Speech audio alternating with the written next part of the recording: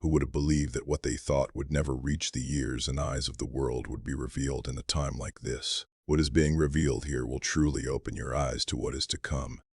These revelations are backed by scripture and aligned with biblical timelines.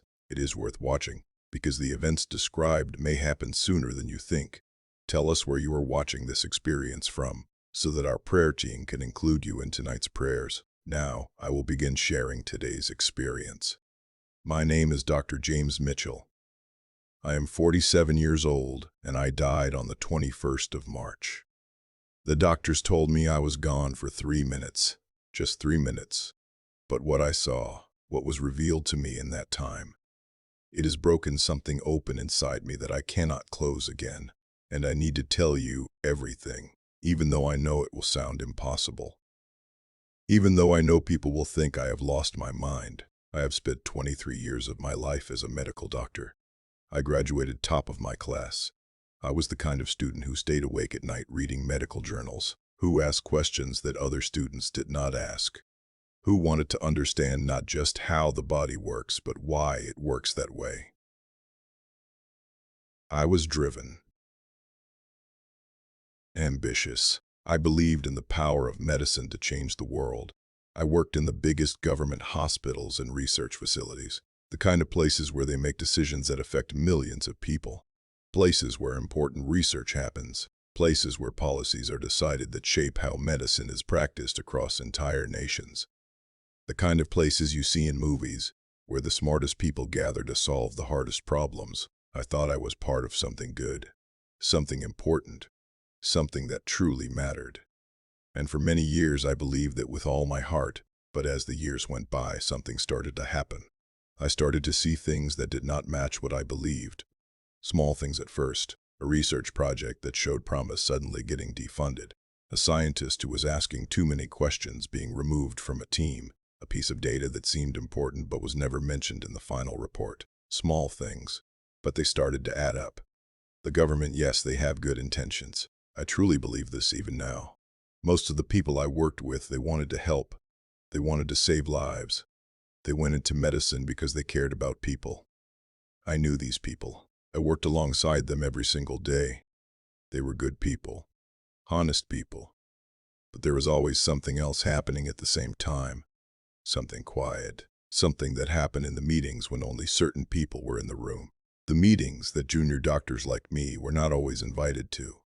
I would see it in the decisions that got made, decisions that did not always choose what was best for the regular person sitting at home, decisions that chose what was best for other interests, powerful interests, money interests, control interests. I worked on major research projects, important research about diseases that were killing thousands of people, research that could have helped so many people. But I learned over the years that money and power often decide what research gets pushed forward and what research gets buried. I learned that the people at the very top, they are not thinking about you sitting at home with your sick child. They are thinking about something else, something bigger, something that serves them, not you. There were times when we knew how to stop something, a disease, a sickness, something that could spread and hurt millions of people. We had the knowledge, we had the skill, we had the tools, we understood what was needed. But we would just wait.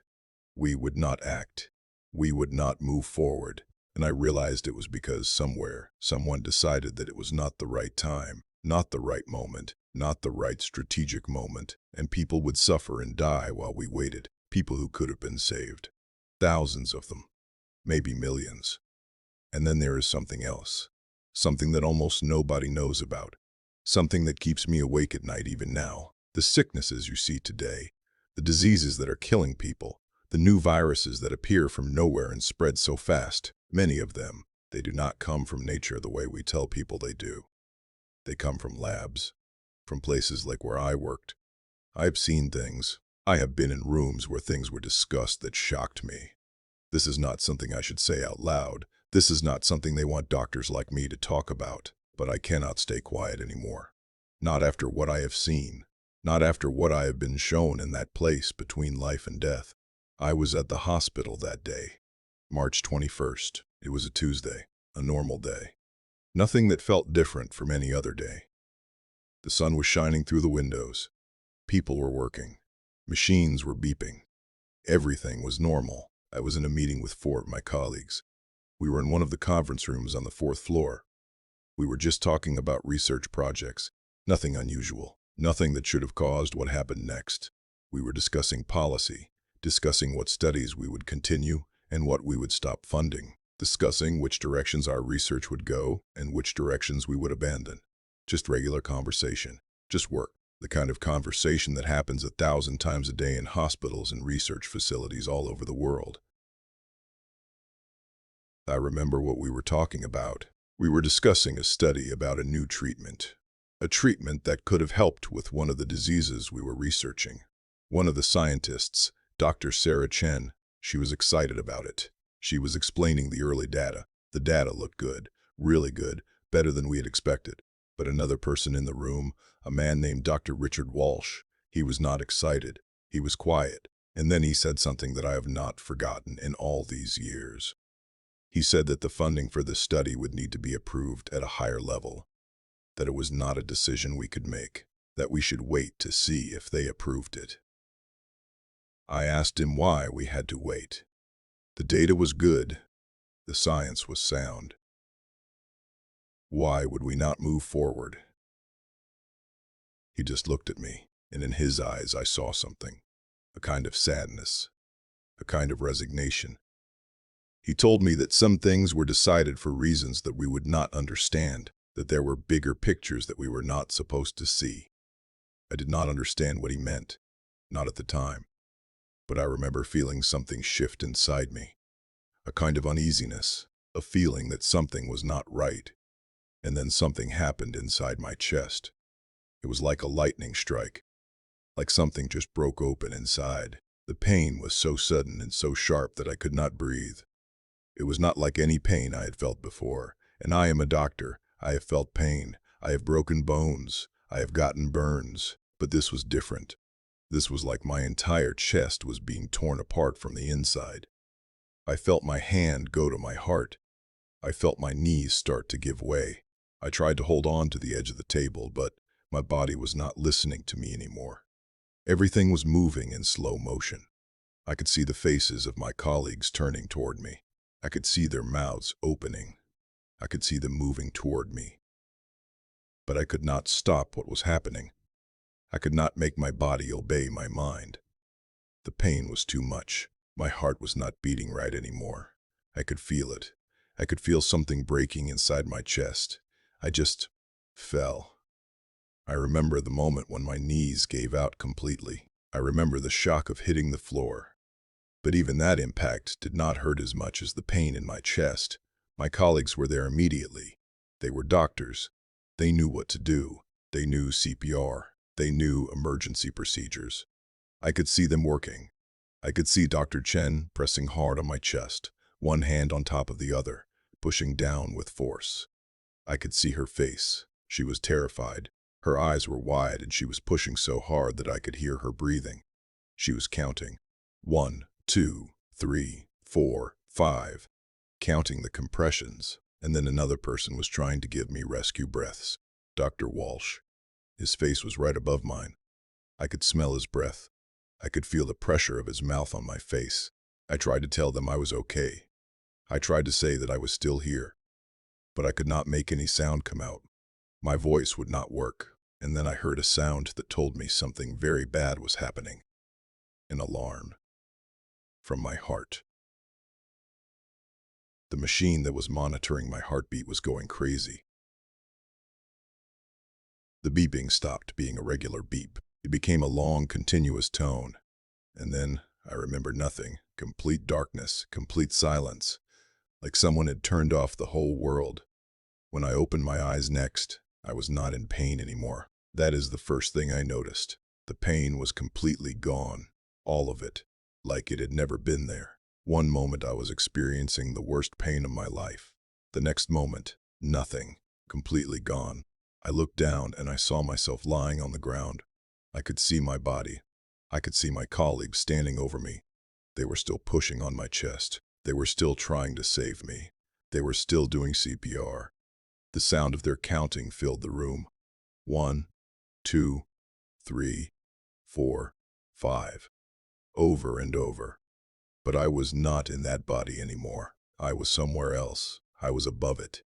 I was looking down at it. And what was strange was that I was not scared. I should have been terrified. I should have been terrified. I should have been panicking. But I was not. I was just watching. Like I was watching a scene in a movie.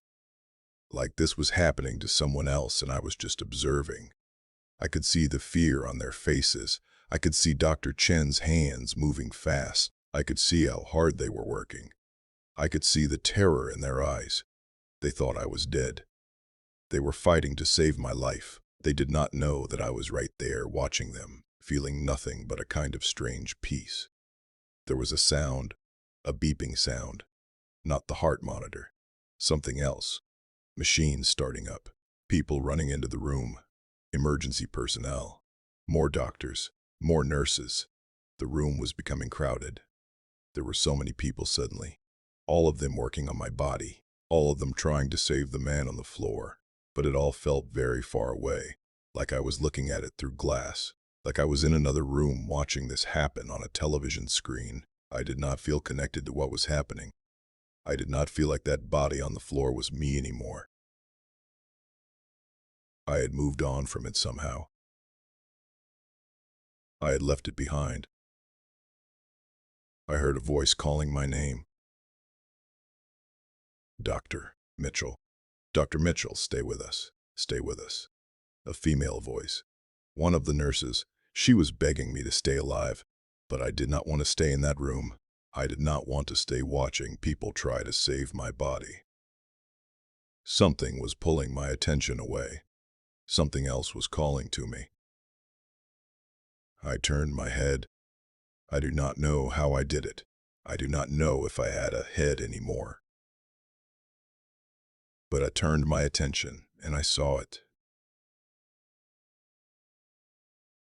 Just a few meters away from where my body was lying on the floor, there was water. A stream. I do not know where it came from. There were no windows that opened to the outside. There were no pipes that would create a stream. But there it was, just existing, just being. I do not know how to describe it exactly. It was like a stream you might see in a forest or in the mountains.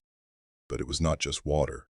It had something else to it, something that made me want to look at it, something that made my eyes move toward it, something that made me want to move toward it. The water looked clear and bright. It made a sound like water should make, a gentle trickling sound. But that was not what made it special. What made it special was that it felt right somehow, like that stream was the most natural, most real thing in that moment.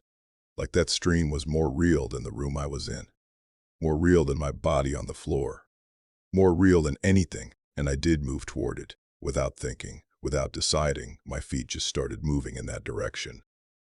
But I do not have feet anymore. I do not have legs, but something that was me was moving toward that stream. Something that I would call myself was walking.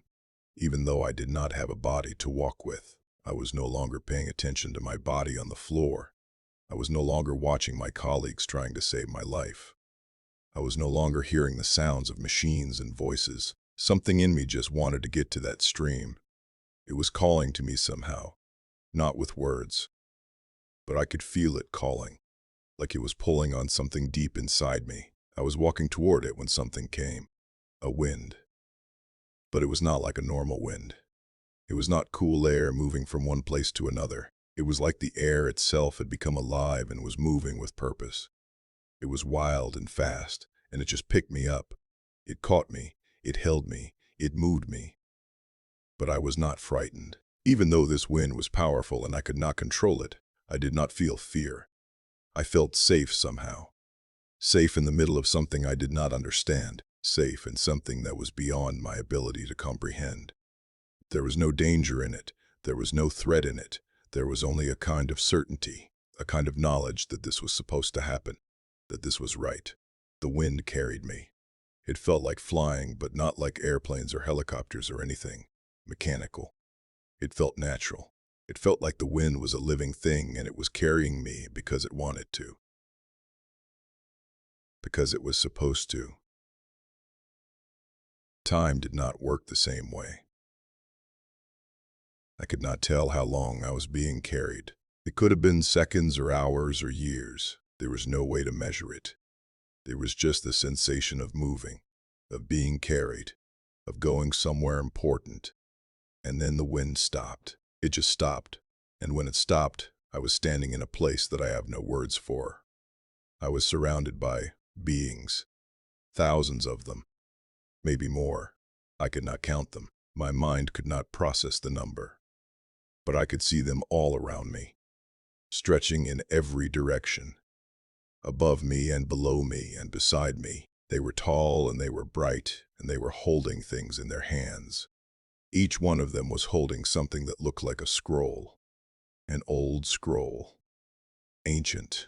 The kind of thing you see in museums, rolled up with string or leather ties. But these scrolls were not dusty or broken. They were shining. They were luminous. They were alive somehow, like they were made of light as much as they were made of paper. I understood without anyone telling me that each scroll meant something. Each scroll held something important. Each scroll was about God's intentions for the earth. Each scroll was a plan, a purpose, something that God had decided would happen. And I felt the weight of it, the heaviness of what I was seeing, the significance of it. All of these beings, these angels, they were focused on their scrolls. They were reading them or protecting them or just holding them with reverence. And the feeling in that place was serious. It was heavy. It was like I was in a place where important things were happening, where the fate of the world was being decided and managed. I was trying to understand what this all meant. I was trying to make sense of it.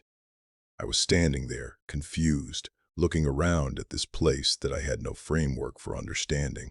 And that is when I saw the angel. This angel was not like the others. The others were tall, but this one was massive, so much bigger, so much larger than I could have imagined. I have never seen anything this large, not in real life. The tallest building I have ever seen looked small compared to this being. The tallest person I have ever met would have looked like an insect next to this angel.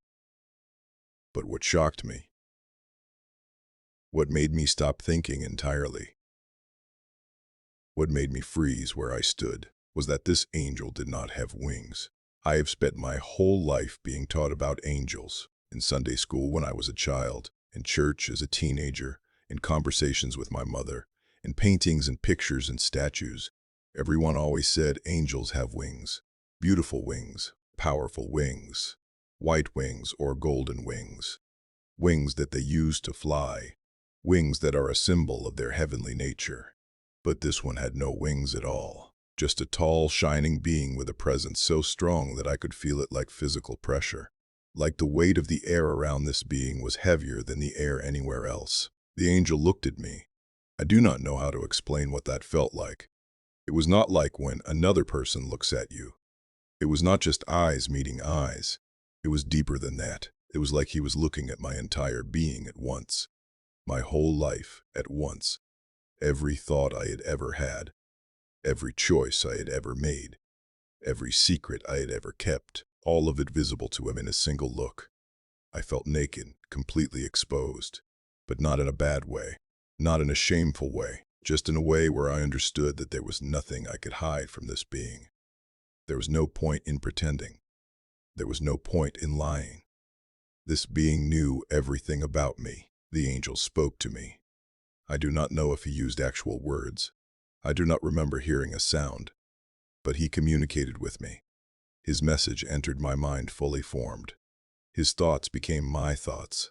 His words were suddenly in my head as if I had always known them. He revealed to me that I had been chosen for something. He said that I had been given something that very few people are given, something that most people never receive, an opportunity, a privilege, a burden. He showed me 5 scrolls, 5 ancient scrolls that were different from all the others around me. These 5 scrolls seemed older, heavier, more important, more powerful. And he told me that each one of these scrolls held a secret, a revelation, something that God wanted the world to know, something that God wanted revealed in this time. He told me that these scrolls were sealed, and as I opened them, they would reveal what is written inside. And the moment I opened them, it would mean that the time for those things to happen is starting. The manifestation was beginning. The thing written on the scroll was about to come to pass in the world. The prophecy was about to be fulfilled. I felt fear. Real fear. Bone-deep fear.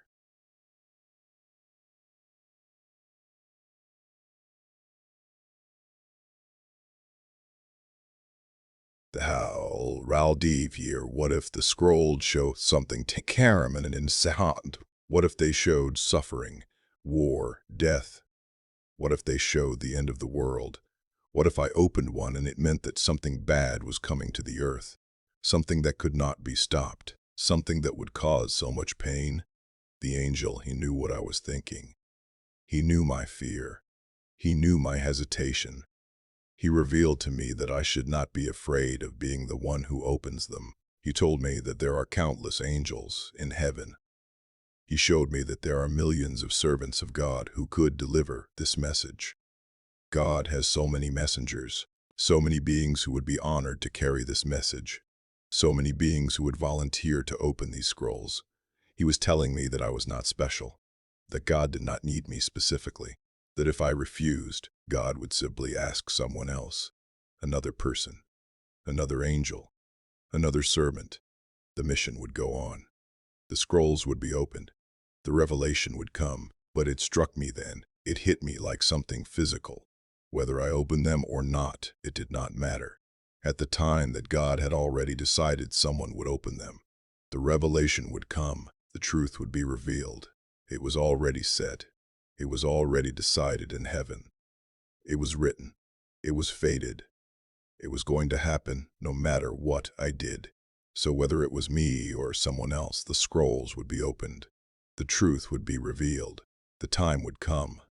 I could accept this or refuse it. I could be willing or unwilling, but the outcome would be the same.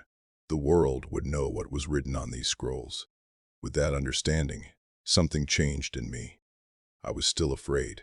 I was still uncertain, but I understood that my fear did not matter. The truth was coming whether I wanted it to or not. So I took the first scroll. My hands were shaking. I could feel my heart beating very fast in my chest, even though I did not have a heart anymore. Even though I did not have a body. Somehow I still felt the physical sensation of fear. My hands still trembled. My breath still came fast. But I opened it.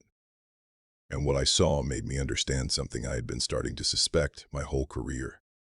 On that scroll was everything. The wars, the economic crashes, the rise of technology that would destroy nations, the collapse of human freedom. Everything that is happening right now in the world, and everything that is coming. Everything that I had sensed in those quiet moments in the research facility.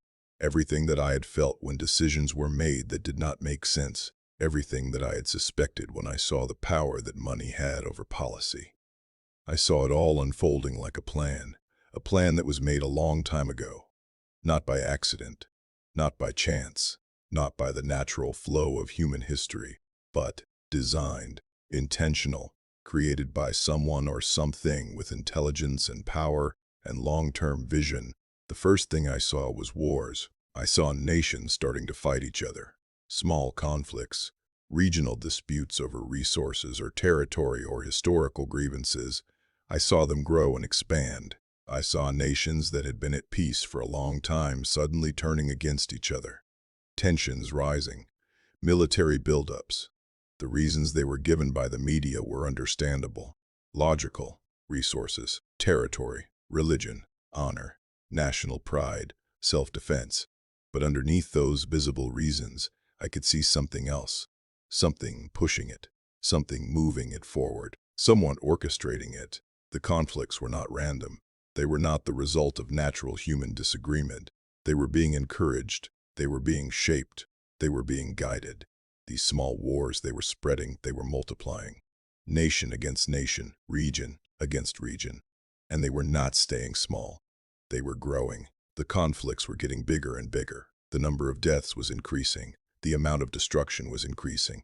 The area of the world affected by war was expanding, and I understood that this was leading somewhere. This was leading to something much larger. I saw a global war, a war that involved most of the earth, most of the nations. I did not see the end, but I saw that it was coming. It was coming like a storm that you can see in the distance.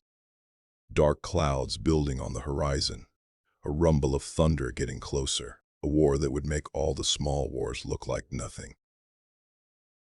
A war that would shake the entire world. And then I saw the economic system.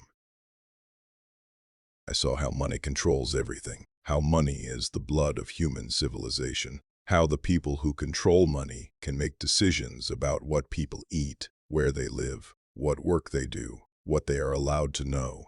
I saw how the economic system was designed to keep most people struggling while a few people at the top became richer and richer. The gap between the rich and the poor was growing bigger and bigger. The rich were getting richer at an accelerating rate.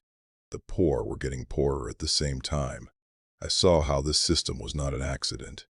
It was designed this way intentionally. There were rules and laws that were written to make rich people richer, to make it harder for regular people to escape poverty, to make people dependent on the system. I saw crashes, multiple crashes, the economic system collapsing, people losing everything because of decisions made by people they have never met, people in cities all over the world waking up to find that their life savings were gone, that the money they had worked for their entire lives had disappeared, that they had nothing left. I saw hunger coming because of economic collapse, not because there was not enough food, but because people could not afford to buy food, because the economic system had failed and nobody had money to trade for necessities. But what was most frightening was the technology.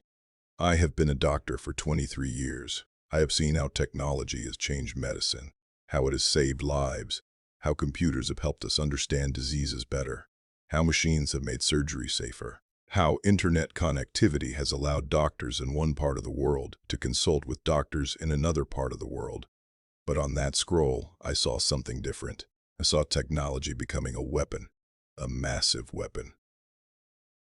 A weapon more powerful than nuclear bombs.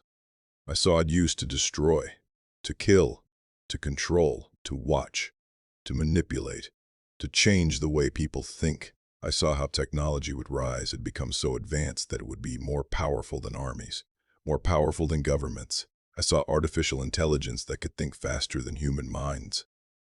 I saw robots that could replace human soldiers. I saw weapons that could be controlled from across the world, weapons that could destroy with precision that humans could never achieve.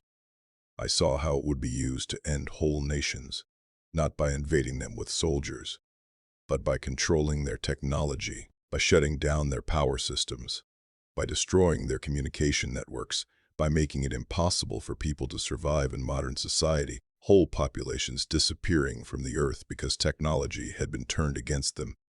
I saw it being used to watch everyone, every move, every conversation, every click, every location, every search, every purchase. Nothing would be private anymore. There would be nowhere to hide. There would be nowhere to escape to. Every person on the earth would be monitored constantly, by cameras, by phones, by computers, by satellites, by artificial intelligence systems that could recognize faces and track movements and predict behavior. I saw it being used to control what people thought, to shape public opinion, to push narratives, to suppress truth, to spread lies, to make people believe things that were not true, to make people doubt things that were true, to divide people against each other, to make people hate their own neighbors. And the most shocking part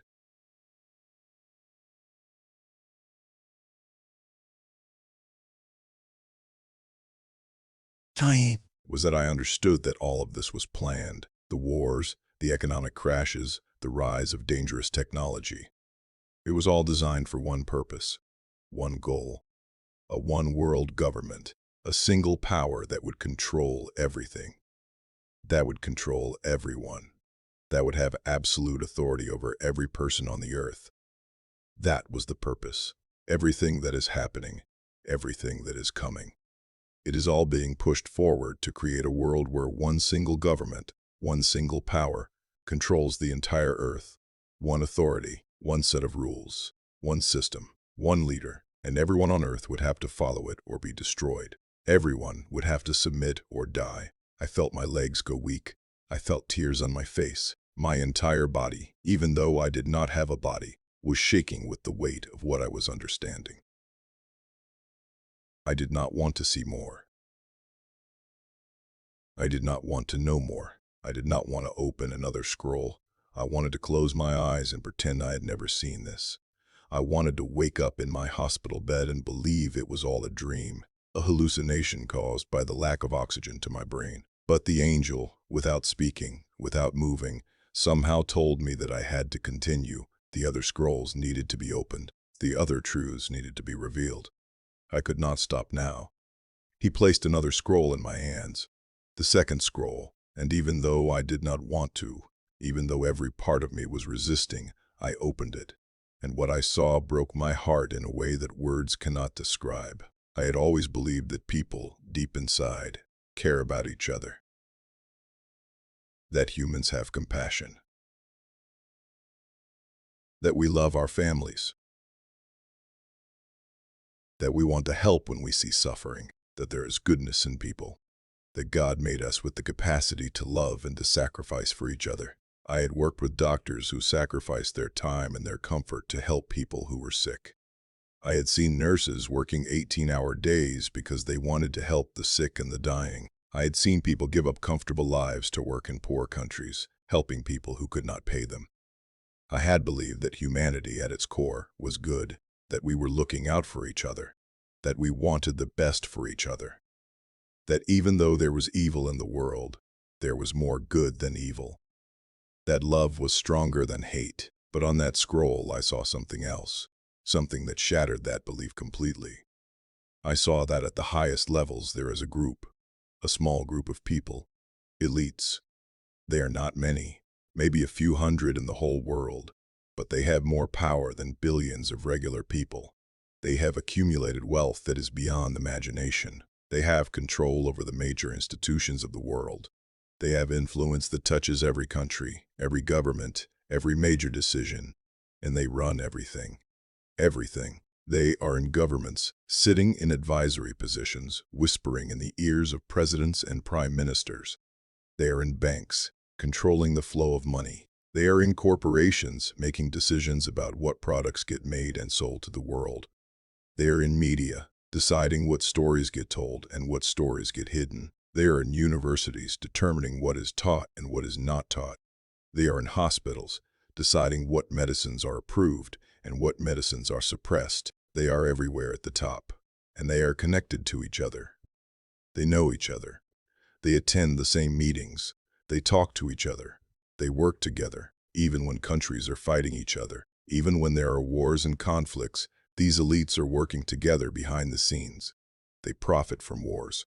They profit from disease. They profit from suffering. They have learned that they can make money and gain power from every crisis, every disaster, every death. I saw how they control governments. They do not need to be the president or the prime minister. They do not need to hold an official position. They work behind the scenes. They are the advisors, the consultants, the people in the shadows. They tell the leaders what to do. They tell them what policies to make. They tell them what laws to pass. They tell them what wars to start and when to start them. And the leaders do what they are told because these elites have the money. They have the power. They have the secrets. They have information about every political leader, every general, every judge. Information that could destroy them if it ever became public. And with that information, they keep control. They keep everyone in line. I saw how they control people through survival. They make the system so that regular people have to depend on the system they control. To get food, you have to use their money system. To get medicine, you have to go to hospitals they control. To get information, you have to use the media they own. To get education, you have to go to universities they control. To get a job, you have to work for a company they own. To get shelter, you have to get a loan from a bank they control. And if you try to escape the system, If you try to live outside of it, you cannot survive. The system touches everything. You cannot avoid it. So people stay trapped. They have no choice. They have to participate in the system or they will die. I saw how they are pushing the one world government. They are using wars to make people afraid. They are making people think that the world is dangerous, that there are enemies everywhere, that they need protection, that only a strong global government can keep them safe. They are using economic crashes to make people desperate. When the economy crashes, people lose their homes. They lose their jobs. They lose their life savings. They will accept anything if it promises to fix the economic crisis. They will give up their freedom. They will give up their rights. They will accept a global government if it promises to end the economic suffering. They are using technology to make people dependent. Phones and computers and the internet have become so central to life that people cannot imagine living without them. Without technology, people cannot work. They cannot communicate. They cannot access money. They cannot access information. By making people dependent on technology, they ensure that people will accept whatever technology comes next, whatever control system is built into the technology. And step by step, they are making people accept a global government, a global authority, one person or one small group that controls everything, the whole world unified under one power, one system, one ruler. I fell to my knees. I could not stand anymore. The pain of understanding this was almost as bad as the heart attack that had killed my body. I understood that I had been working within this system my whole career, that my research, my work, my life had been part of building this global government, that I had been helping to push forward the plans that I now understood were designed to control and ultimately destroy human freedom. But the angel placed a third scroll in my hands. I did not want to take it. I did not want to open it. But I could not refuse. And with tears running down my face, I opened it. What I saw made me understand something that I had been blind to for my whole life. I saw America. I saw Israel. I saw their history. I saw how they were created. I saw the decisions that were made to bring them into existence. I saw the timing. I saw the purpose. And I understood that they were created for a reason, a specific reason, a biblical reason. They were not accidents of history. They were not the result of natural human movement and desire. They were created intentionally, designed intentionally, built for a specific purpose. They were created to trigger prophecy, to make the Bible come true, to start the final events that the Bible describes in the book of Revelation, the end times, Armageddon, the final judgment. I saw how America has been used to spread a certain kind of system all over the world. A way of thinking, a way of living, a way of consuming, a way of controlling people through debt and desire and technology. America spreads this system everywhere it goes, through military force, through economic pressure, through cultural influence. I saw how America goes to wars in countries all over the world, not always to win, often without even trying to win, but to destabilize, to create chaos, to make people desperate, to break down the existing structures of society so that new structures can be built, structures that serve the elites, structures that push toward the one world government. And I saw Israel. I saw how it was created in a place where there were already people living. I saw how it was created as a place where a certain religion and people would have power and control, a homeland, a nation, a base of operation. And I saw how it is being used to trigger conflict, to trigger wars, to make the Middle East a place of constant fighting and tension. Every few years, there is another war, another crisis, another reason for military involvement, another reason for countries to take sides, another reason for the whole world to pay attention to the Middle East. I saw how this region is the key to triggering bigger conflicts, because of its location, because of its resources, because of its religious significance. A major war in the Middle East could spread to the whole world, could involve all the major powers, could lead to global conflict. I saw that these two nations, America and Israel, are being used as tools in the hands of the elites to push forward the plans written in the Bible, to make people believe that the end of the world is coming. to make people desperate, to make people accept a global government because they think the world is ending anyway. The scroll showed me that this is not an accident. This is not just how history happened by chance. This was designed. This was planned. These nations were created for this purpose. Years ago, decades ago, by people who were following a plan, a long-term plan, a plan to manipulate human history toward a specific end. I opened the fourth scroll. My hands were shaking so much that I could barely hold it. My entire being was trembling with the weight of these revelations. This scroll showed me the power of information, the power of what people believe, the power of what people are told about the world, the power of narrative, the power of truth and lies. I saw the media, newspapers, television, radio, internet news sites, social media, all of the ways that information reaches people, all of the ways that people learn about the world, all of the ways that people form their understanding of what is happening. And I saw that it is all controlled, not by one person,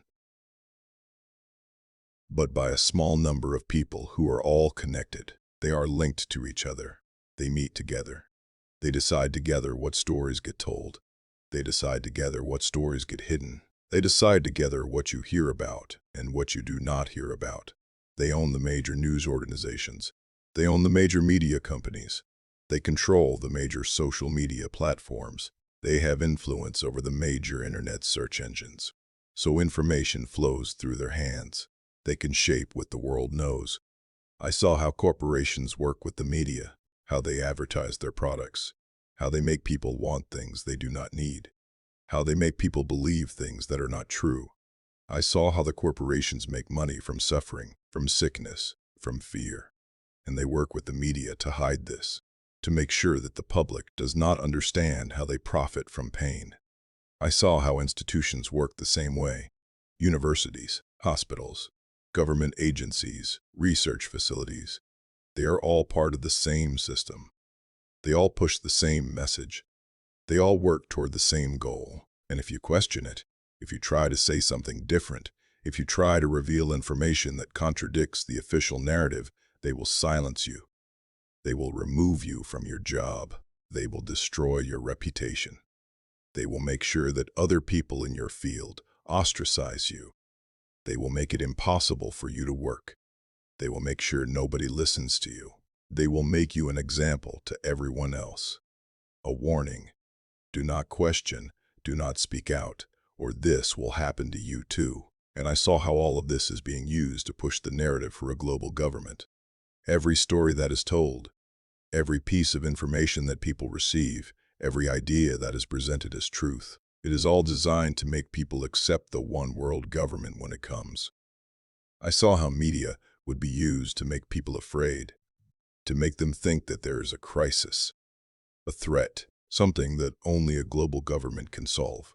A pandemic, a climate crisis, an economic collapse, a war, a terrorist threat. Some crisis that is so big, so scary, so beyond the ability of individual nations to handle, that people would beg for a global authority.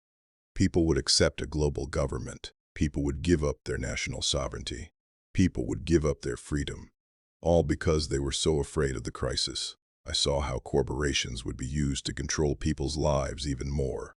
What they buy, what they eat, what medicine they take, what they are allowed to know, everything controlled by corporations that answer to the elites. And the corporations would make so much money from people's dependence on them that they would never let go. They would fight to maintain control. They would fight to prevent any alternative system from arising. I saw how institutions would be used to program people's thinking, to teach them what to believe, to teach them not to question, to teach them that the global government is good and necessary, to teach them that giving up freedom is worth it for safety, to teach them that the elites are the ones who understand what is best for humanity, to teach them to trust the system. This was all written on the scroll, and it is all happening right now as I am telling you this. The media is pushing stories designed to make people afraid. The corporations are pushing products that make people dependent. The institutions are pushing narratives that discourage questioning. It is all part of the same plan.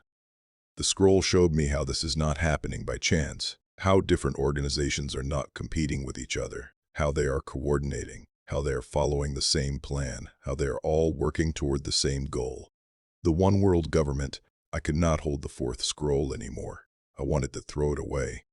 I wanted to pretend I had never seen it. I wanted to scream and refuse to open any more scrolls, but I knew the truth now. I could not unknow it. The knowledge was inside me now, burned into my consciousness, impossible to escape. The angel gave me the fifth and final scroll. He did not need to tell me to open it. I knew I had to. I knew what I was going to see. I could feel it. I knew that this scroll contained the final piece of understanding, the thing that tied everything together, the thing that made sense of all the other scrolls. I opened it, and there, on that scroll, was the book of Revelation, the last book of the Bible, the part of the Bible that talks about the end of the world, the final judgment, the return of Jesus, the rapture, the Antichrist, the 1,000-year reign, all of it. But I was not reading it as text. I was watching it. I was seeing it happen in real time, page by page, event by event. Everything that is written in Revelation is coming true, exactly as it is written, like someone is following the script, like the world is a stage and someone is directing every action, like everything that happens in the world, every war, every economic crisis, every technological advance, every political decision, every cultural shift, is timed and designed to match the prophecies in Revelation. The scroll showed me the 7 seals being opened, one by one. The first seal, the second seal, the third seal, each one revealing something. Wars, famine, disease, each one coming true. The scroll showed me the trumpet calls, the first trumpet sounding and something terrible happening in the world. The second trumpet sounding and something else terrible happening. 7 trumpets. 7 judgments, 7 catastrophes. The scroll showed me the plagues, hail and fire, the sea turning to blood, darkness covering the earth, death spreading across the land. The scroll showed me the beast rising from the sea, a creature with 7 heads and 10 horns, a being of immense power and evil. This is the Antichrist. This is the one world government in the form of a person or entity, the ultimate leader of the one world government. The scroll showed me how the Antichrist will have power over the entire world, how everyone will worship the Antichrist, how no one will be able to buy or sell without the mark of the Antichrist, how everyone will have to choose, either worship the Antichrist and receive the mark, or refuse and be killed. And I understood something with complete certainty. The rapture is coming, the moment when believers in Jesus will be taken from the earth. That moment is coming very soon, sooner than most people think, sooner than most people want to believe, because when the rapture happens, then the full power of the Antichrist can be revealed. Then the one world government can be completely established. Then everyone on earth will have to accept it or die. Then the tribulation will begin. 7 years of the worst suffering that humanity has ever experienced. Wars, famines, diseases, natural disasters. Death on a scale that is beyond imagination. And then, after the 7 years of tribulation, Jesus will return. He will come back to the earth. He will judge the nations. He will judge every person. He will separate those who belong to him from those who do not. He will throw the Antichrist and all those who follow the Antichrist into hell, and he will establish his eternal kingdom on the earth. This is what is written in Revelation. This is what the scroll showed me. This is what is coming. I fell to the ground. I could not stand. The weight of what I now knew was too much, too heavy, too terrible, too certain. I understood that all of this was coming. Not maybe, not possibly, but certainly. It was written, it was written. It was prophecy. It was the word of God, and it will come to pass. The angel did not speak. He did not need to. I understood everything. I understood my role. I understood my purpose. I understood why I had been chosen. why I had been shown these scrolls, why I had been brought to this place. I had been given a message to deliver, a warning, a call to repentance, a final chance for people to turn to Jesus before the rapture comes, before the door closes, before it is too late. And then I felt the wind again, the same wild wind that had carried me to this place. It was pulling me. It was moving me. It was taking me back, back to my body, back to the world, back to the life I had been living. I did not want to go back. I did not want to return to a world where I knew all of this was happening, where I knew all of this was planned, where I knew that the end was coming and most people did not even know it, where I knew that my whole career, my whole life, had been part of building the system that would eventually destroy human freedom and lead to the Antichrist. But the wind was stronger than me. I could not resist it. It pulled me through space, through darkness, through something I do not have words for. And then I felt pain. Real, physical pain. The worst pain I have ever felt in my life. My chest felt crushed, like a truck was sitting on my ribs, like my heart was being squeezed in a fist, like my body was being torn apart from the inside. I could not breathe. I could not scream. All I could do was feel pain and know that I was being pulled back into my body. There was a sound, beeping, sirens, voices yelling. "We got a pulse, we got a pulse." A man's voice, one of the doctors. They were shocked. They had thought I was gone. They had thought I was dead. But the machines were showing that my heart was beating again. My mother's voice. She was screaming my name. She was crying. She was begging me to stay alive. "Jimmy, Jimmy, stay with me. Don't go. Please don't go." And then the pain got so bad that everything went black again. I lost consciousness. I went back into darkness. When I woke up in the hospital bed, I had a tube in my throat. I had machines attached to my body. I had electrodes on my chest. I had IV lines in my arms. I had doctors and nurses standing around me. They were checking my vital signs. They were relieved. They were shocked that I had survived. And I knew that 3 minutes had passed in the world. 3 minutes.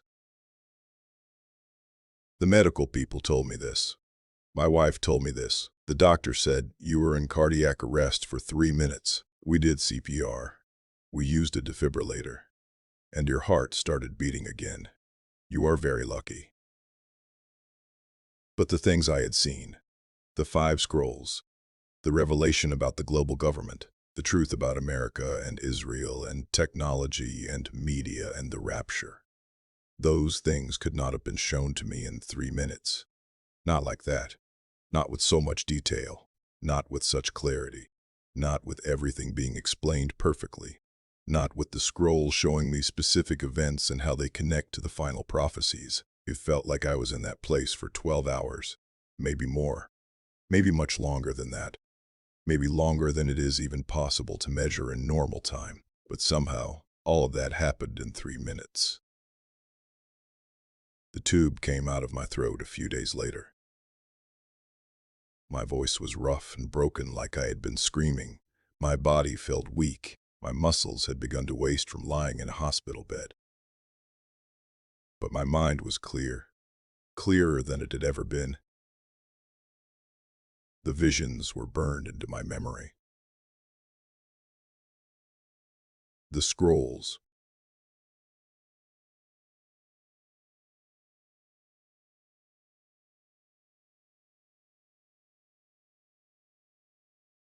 The message. All of it was perfectly clear. Like it happened yesterday. Like I can remember every detail. I have spent time thinking about this, trying to understand it, trying to explain it in a way that makes sense. And the only way I can understand it is that time works differently in that place. That 3 minutes in that place could contain hours or days of experience. That what I saw happened in a kind of eternal time. A time that is not bound by the normal rules of cause and effect. Or maybe I was dead for longer than 3 minutes.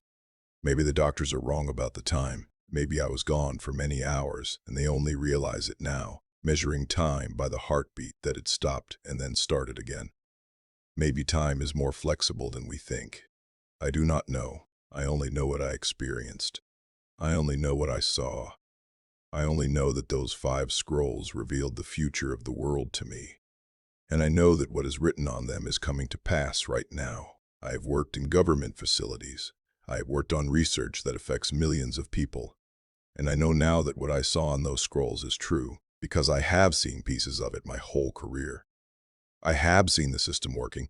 I have seen the people at the top making decisions for the people at the bottom. I have seen them sacrificing the needs of regular people for power and money and control. I have known things that I was not supposed to know. I have seen decisions that did not make sense unless you understood the bigger plan. I have watched intelligent people follow instructions that they knew were wrong because they were afraid to question the system. I have watched people stay silent about things they knew were harmful because speaking out would destroy their careers. And I know that the technology that I have seen being developed, it is far more advanced than the public knows. I know that there are plans for surveillance and control that would terrify people if they knew about it. I know that facial recognition technology can now identify any person in the world from a distance. I know that artificial intelligence is being developed that can predict human behavior. I know that the internet and phones can track every location, every conversation, every purchase, every search. I know that media is controlled. I know that narratives are shaped. I know that truth is hidden. I know that important information is suppressed. I know that people who try to speak truth are silenced. I have spent 23 years thinking I was helping people, thinking that the system I worked in was good, thinking that my life had purpose and meaning. But I was part of the machine. I was helping to build the one world government. I was helping to push forward the plans that I now know are leading to the end times. The tribulation, the Antichrist, the final judgment. And I cannot do that anymore. I cannot stay quiet. I cannot pretend that I did not see the scrolls. I cannot go back to work and act like everything is normal and good. I cannot participate in the system anymore. I have left my job. I have left my position. I have resigned from the hospital. I have given up the career that I spent so many years building. And I am telling you this story because you need to know. You need to understand what is coming. You need to understand that the events that are happening right now in the world are not random. They are not accidents. They are not natural. They are planned. They are designed. They are moving toward one goal: a one-world government. The Antichrist.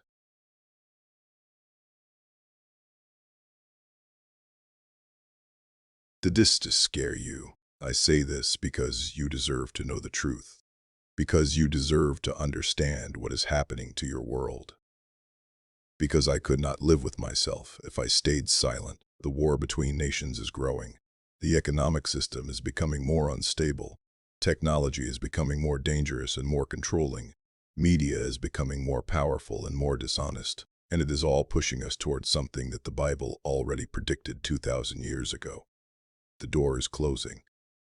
The time is running out. And if you do not have a relationship with Jesus, if you have not made peace with God, then when the rapture comes, you will be left behind. You will be trapped in a world controlled by the Antichrist. You will suffer things that your mind cannot even imagine. I am telling you this because I have seen what is coming. I have been shown the scrolls. I know that it is real. I know that it is true.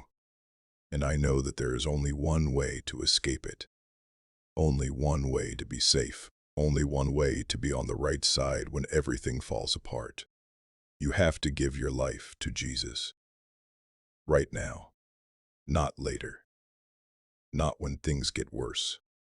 Not when it is too late. Right now. My name is Dr. James Mitchell. I am a man who has seen what is coming. I have seen the end of this age. And I am begging you, please accept Jesus as your Lord and Savior before it is too late, before the door closes, before the rapture comes and leaves you behind. Please, I am begging you, do it now.